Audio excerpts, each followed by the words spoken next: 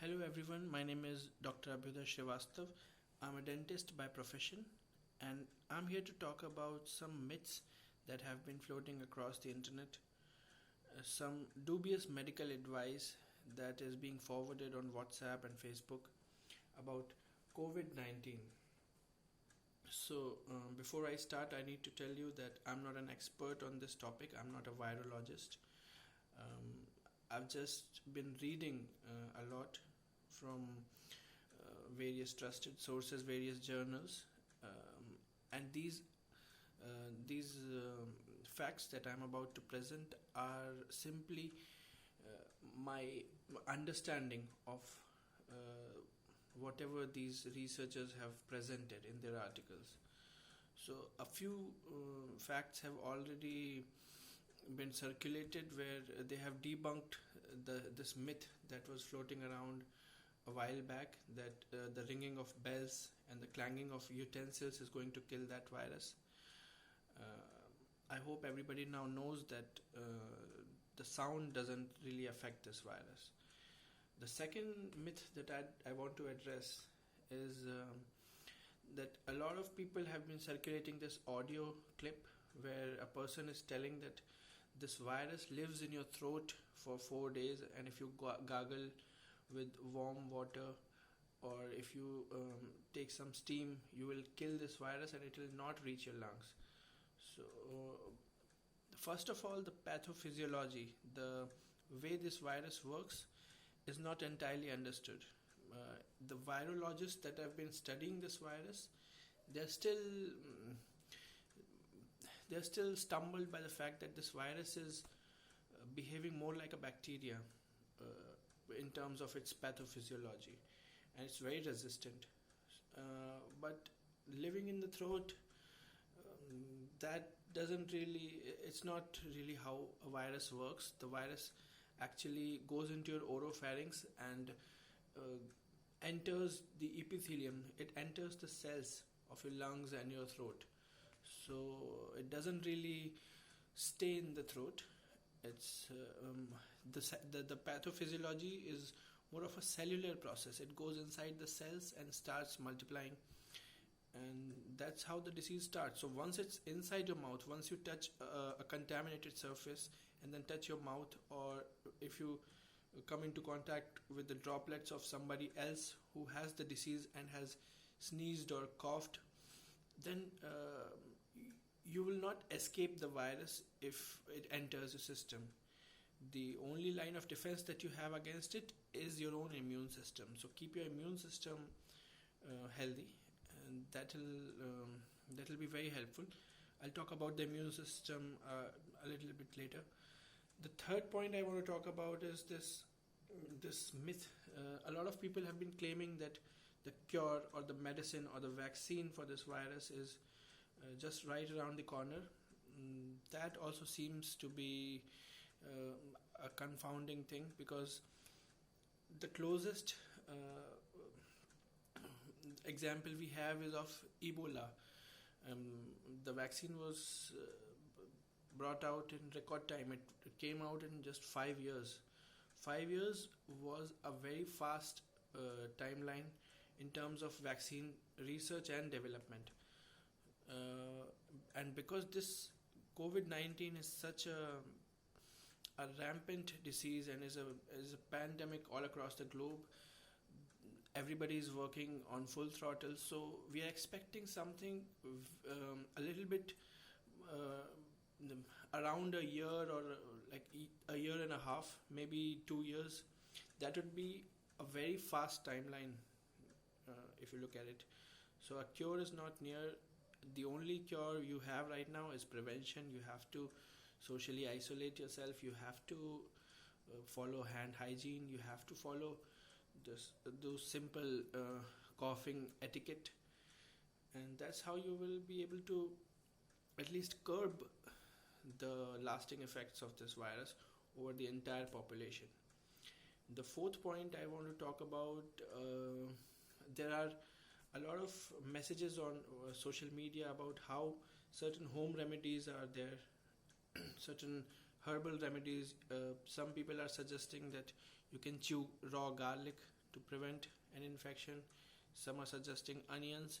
Some are suggesting mustard oil to be applied on your nostrils. So again, this virus is very new and a lot of research is needed. So we still don't know if any of these home remedies have any effect, if at all, on this virus. But take all those messages with a pinch of salt. Yes, of course, a lot of home remedies like turmeric or fruit juices like oranges and lemonades are very good for your immunity, and you should have nutritious food, but there are no remedies as such. Now let's come to this point, because we had already discussed this boosting your immunity thing. So the fifth point is you have to boost your immunity. You have to keep your immunity at the correct level. You have to take if you're not getting the proper diet because of the lockdown, you can take supplements. You can take zinc. You can take vitamin B complex tablets. You can take vitamin C, so that your system is ready if and when this virus attacks it. Your system has to have all the guns blazing before the virus comes in. You have to have good immunity, because whatever we understand of the pathophysiology of this virus,